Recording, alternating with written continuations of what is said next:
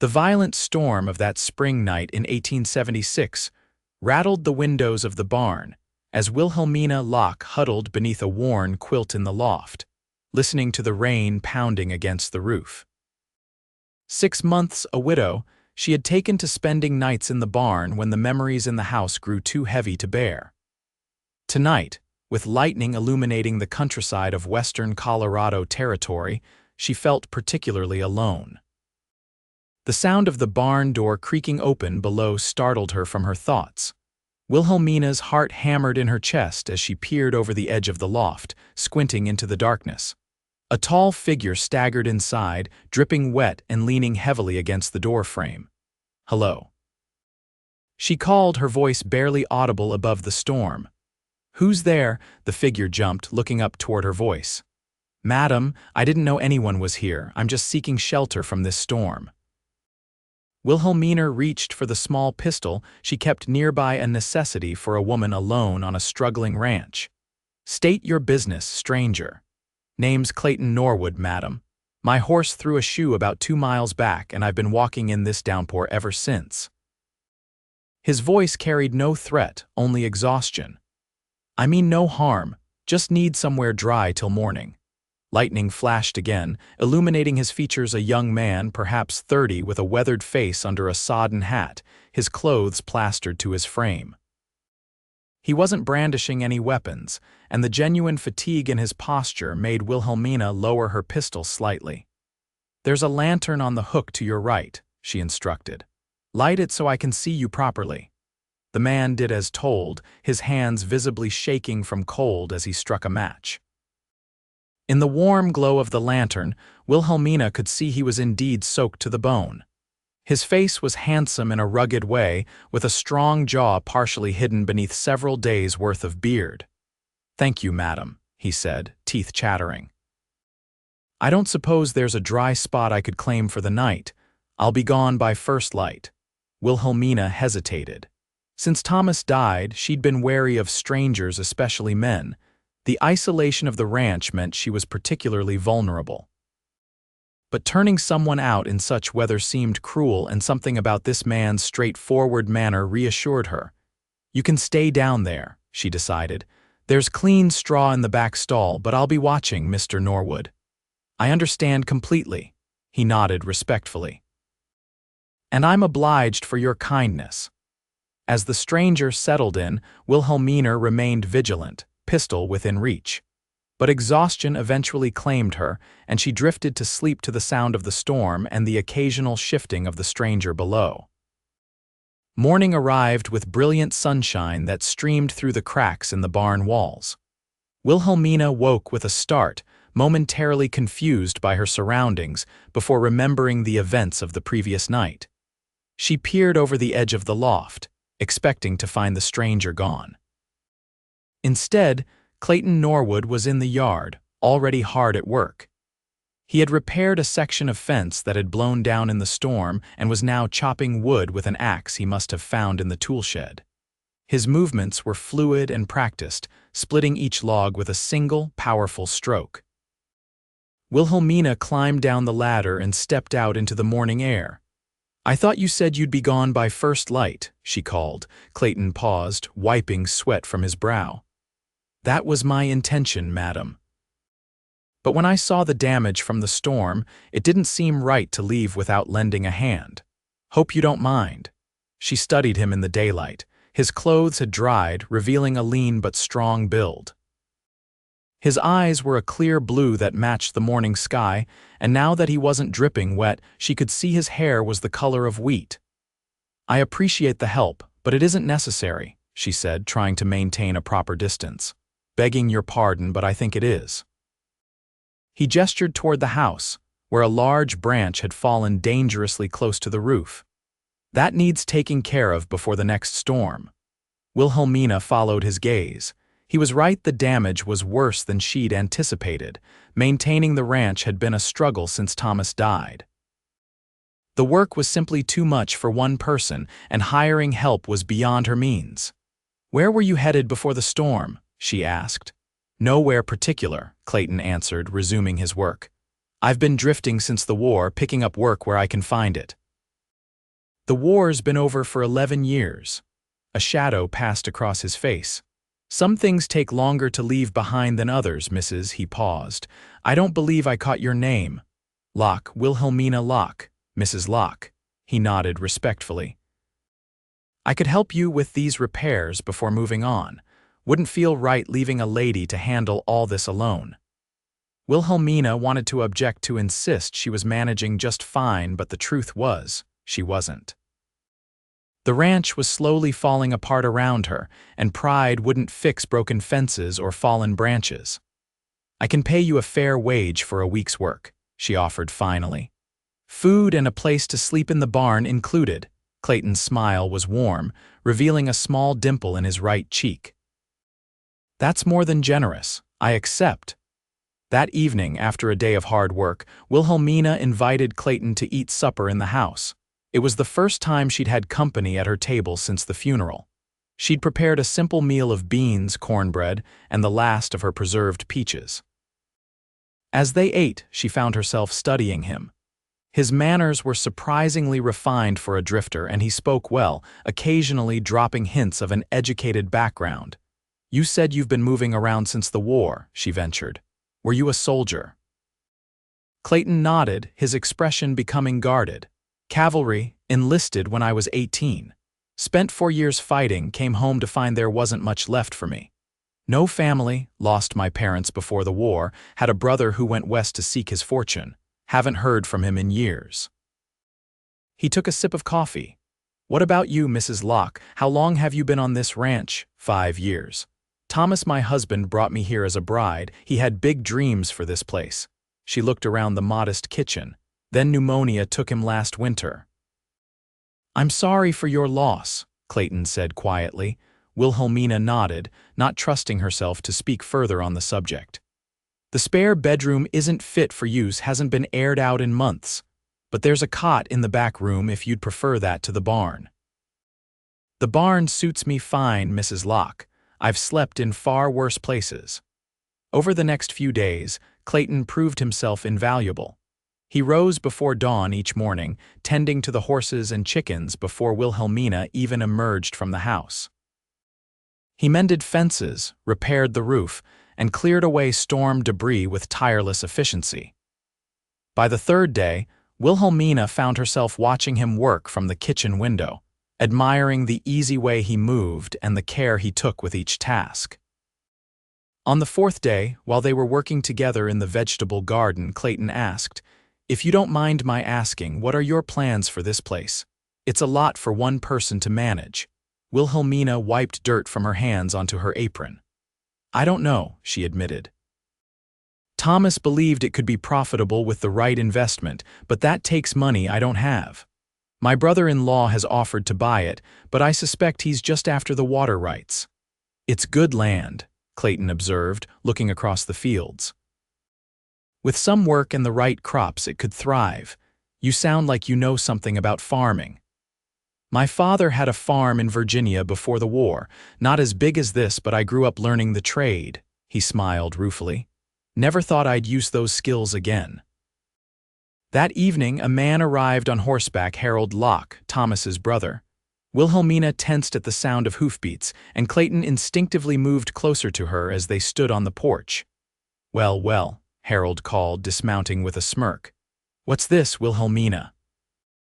Already found yourself a replacement for poor Thomas? Wilhelmina straightened her spine. Mr. Norwood is helping with repairs, that's all. Harold's eyes narrowed as he assessed Clayton. Mighty convenient, a stranger showing up just when a widow needs help. Clayton remained calm. Just passing through and earning my keep, Mr. Locke. We'll see about that. Harold turned back to Wilhelmina.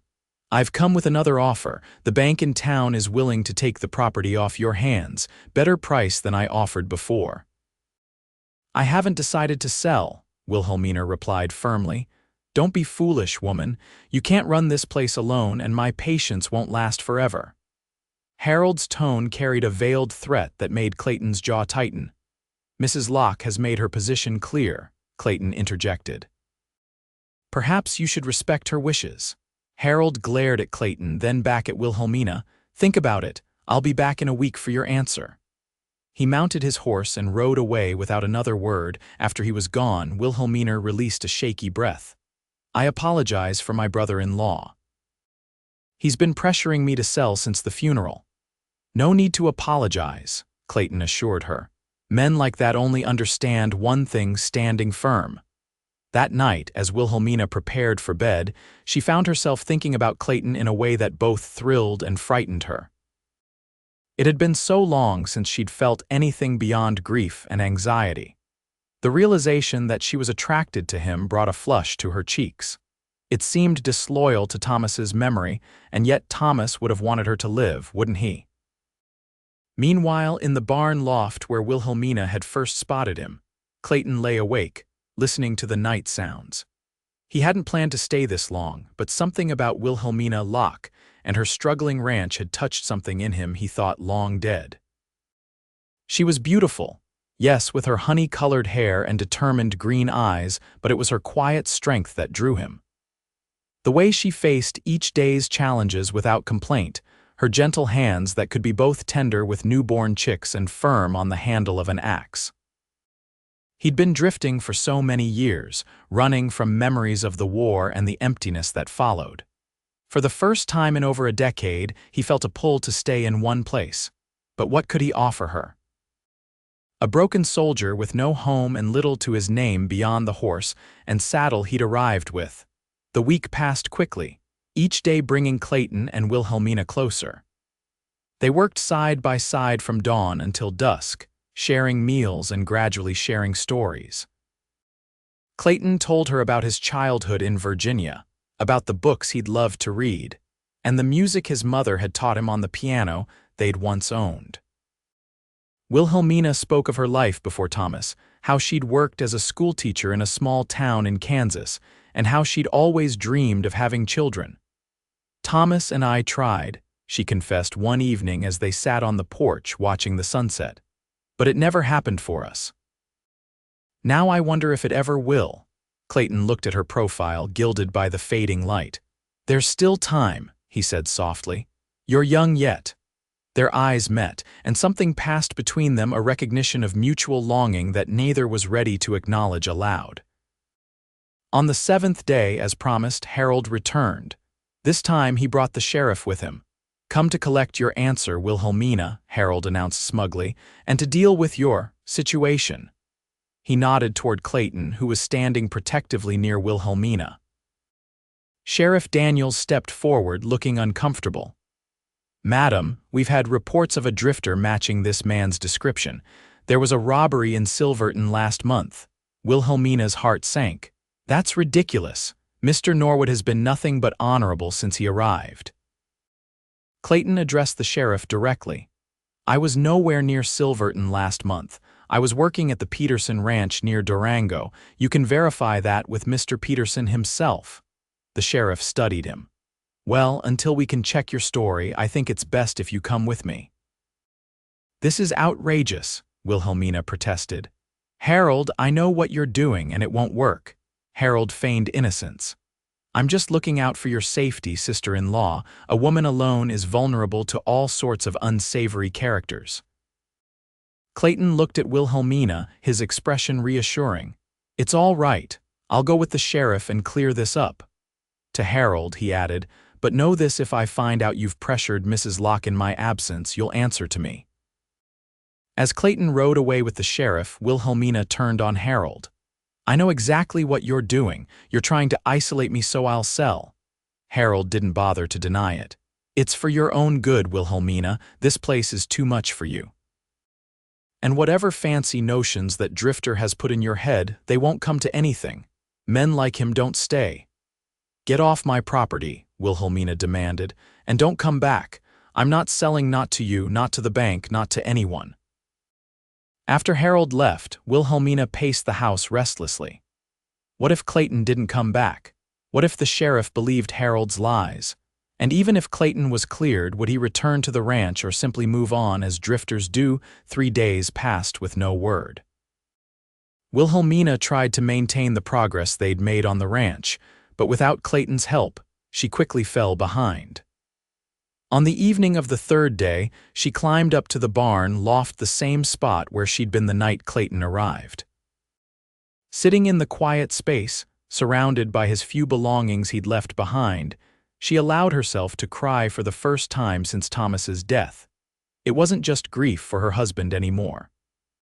Now she grieved for the possibility of something new, something with Clayton that had barely begun before being snatched away.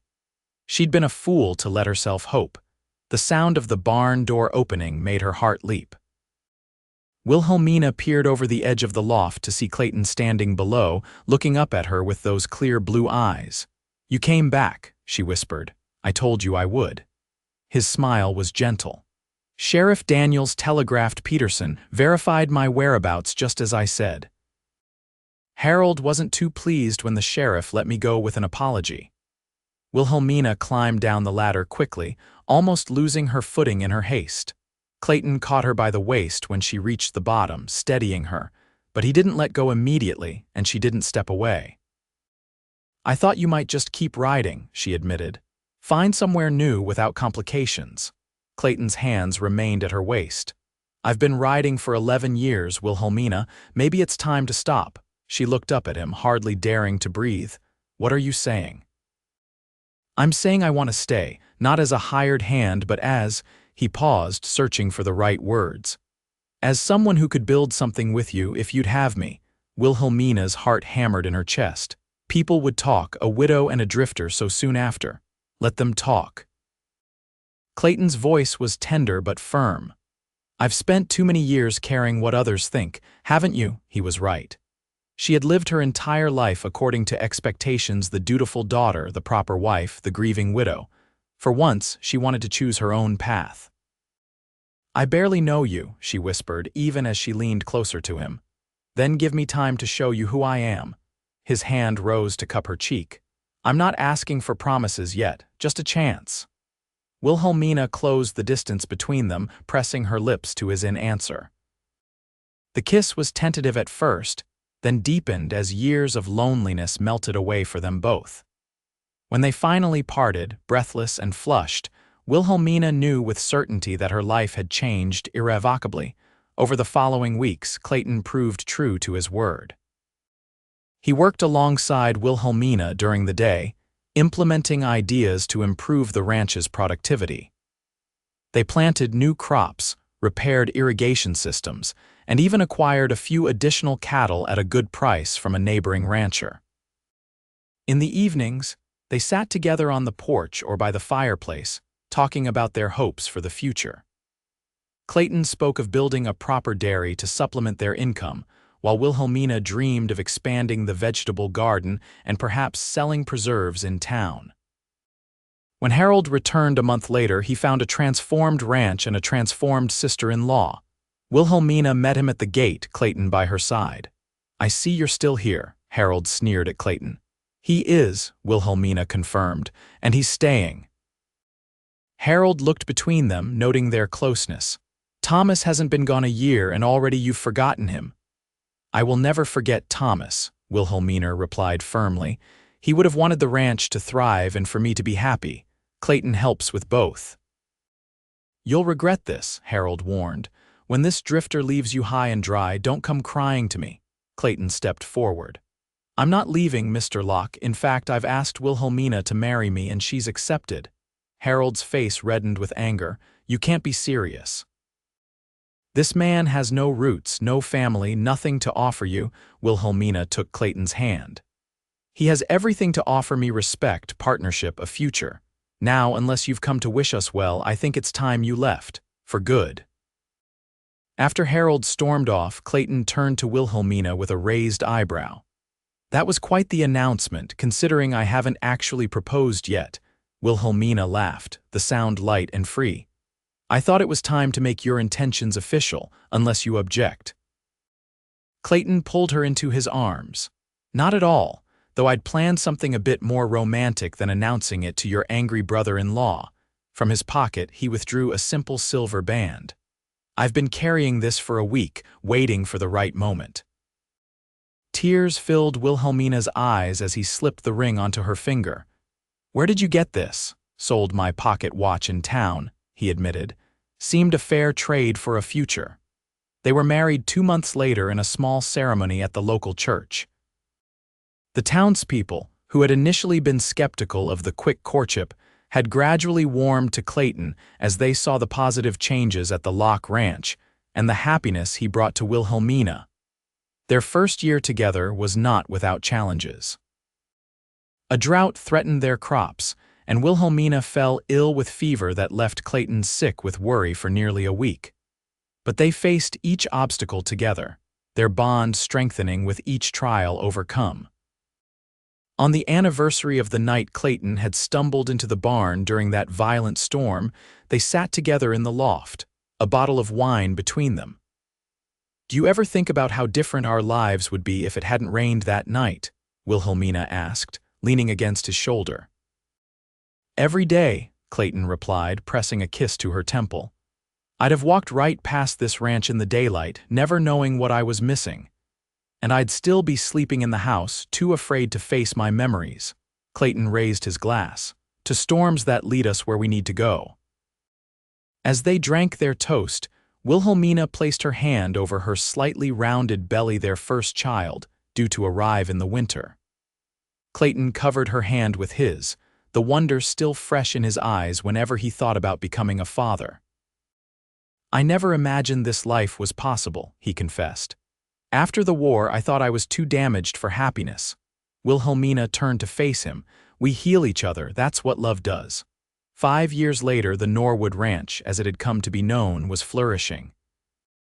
The dairy Clayton had envisioned was a reality, producing cheese and butter that Wilhelmina sold at the mercantile in town, along with her preserves and pickles. They had 2 children now: Thomas, named for Wilhelmina's first husband in a gesture of respect for the past, and Elizabeth, after Clayton's mother. Harold Locke had eventually left the territory altogether, moving east after his schemes to acquire the water rights had repeatedly failed. The townspeople had come to respect Clayton as a hardworking, honest rancher, and few remembered or cared about his years as a drifter. On warm summer evenings, Wilhelmina and Clayton would sometimes climb up to the barn loft, leaving the children in the care of Martha, the widow from town who helped with the housework. In that special place where their story began, they would reminisce about their beginnings and marvel at how far they had come. "I was so afraid that night," Wilhelmina admitted on one such evening. "Afraid of you, afraid of my feelings, afraid of betraying Thomas's memory."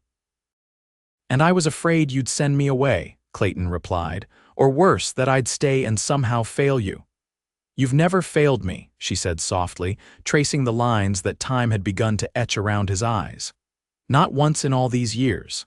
Clayton took her hand, pressing a kiss to her palm.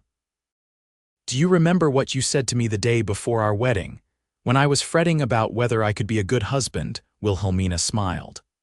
"I told you that love isn't about being perfect, it's about being perfectly matched in all the ways that matter. And we are," he affirmed. "Stubborn for stubborn, dream for dream, strength for strength." As the sun set beyond the mountains, painting the sky in brilliant oranges and pinks, they held each other close in the place where a storm-tossed cowboy had found shelter and a grieving widow had found the courage to love again. Below them, their children's laughter filtered up from the house, a sweet reminder of the future they had built together. Clayton kissed his wife tenderly, still marveling at how a desperate search for shelter one stormy night had led him to everything he'd never dared to hope for. "I climbed up to this loft looking for a place to wait out the storm," he murmured against her lips. "Little did I know I'd be staying forever." Wilhelmina smiled, her heart full. "And I waited alone, never imagining that the storm would bring me exactly what I needed." She rested her head against his chest, listening to the steady beat of his heart. "Some might call it chance, but I think it was always meant to be." As darkness fell, they remained in each other's arms, 2 souls who had found in each other the home they had both been seeking. Outside, a gentle rain began to fall, pattering against the roof in a soothing rhythm that reminded them both of beginnings and of the endless possibilities that await when one opens the door to love.